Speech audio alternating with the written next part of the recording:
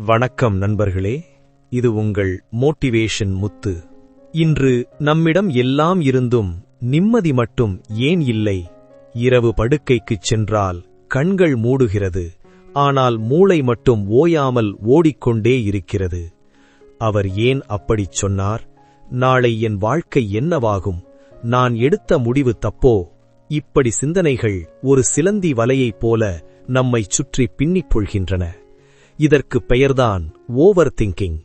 இன்று இந்த வீடியோவில் இந்த சுழலிலிருந்து எப்படி வெளியே வருவது என்பதை புத்தரின் போதனைகள் வழி நின்று பார்க்கப் போகிறோம்.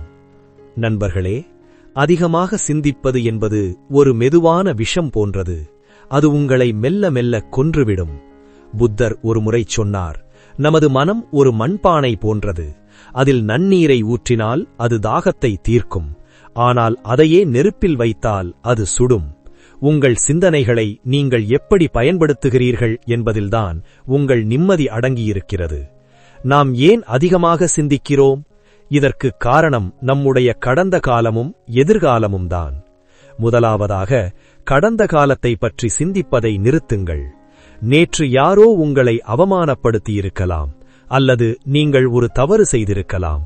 அதை நினைத்து மீண்டும் மீண்டும் வருந்துவது ஒரு இறந்த உடலை தோளில் சுமந்து கொண்டு நடப்பதற்குச் சமம். அந்த சுமை உங்களைத்தான் அழுத்தும். புத்தர் அழகாகச் சொல்வார், கடந்த காலம் என்பது ஒரு கனவு. அதை உங்களால் மாற்ற முடியாது. ஆனால் அதையே நினைத்துக் கொண்டிருந்தால் உங்களால் நிகழ்காலத்தை வாழ முடியாது. நடந்தவற்றை மாற்ற முடியாது என்பதை முதலில் ஒப்புக்கொள்ளுங்கள்.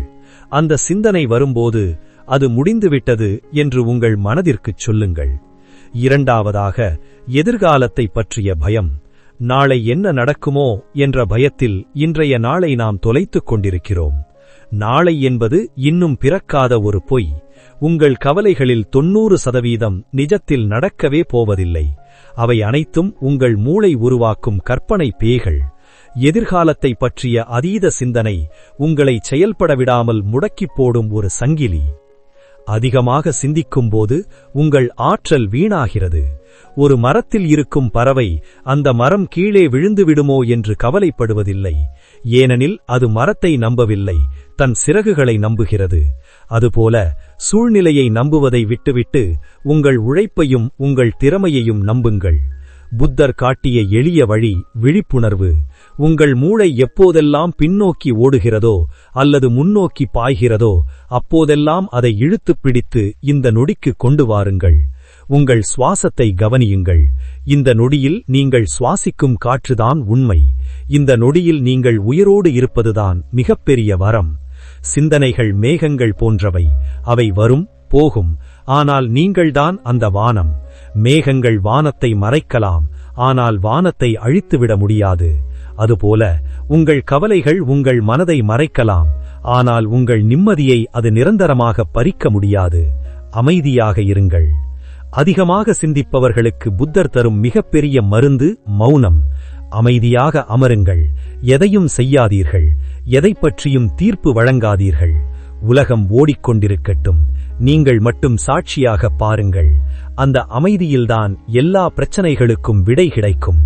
வாழ்க்கை என்பது வாழ்வதற்குத்தான், சிந்திப்பதற்கு அல்ல. கவலைப்படுவதால் ஒரு பிரச்சனையும் தீரப்போவதில்லை. மாறாக இன்றைய உங்கள் அமைதிதான் கெட்டுப்போகும். அளவுக்கு மீறி சிந்திப்பதை நிறுத்துங்கள். உங்கள் கவலைகளை இயற்கையிடம் விட்டுவிடுங்கள். நீங்கள் செய்ய வேண்டிய வேலையை மட்டும் சரியாகச் செய்யுங்கள். மனதை சுத்தமாக வைத்திருங்கள். நிம்மதி தானாகத் தேடி வரும்.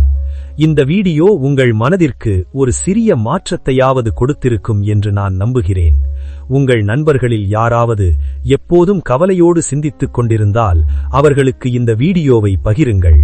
மீண்டும் ஒரு நல்ல சிந்தனையோடு உங்களை சந்திக்கிறேன். இது உங்கள் மோட்டிவேஷன் முத்து. நன்றி, வணக்கம்.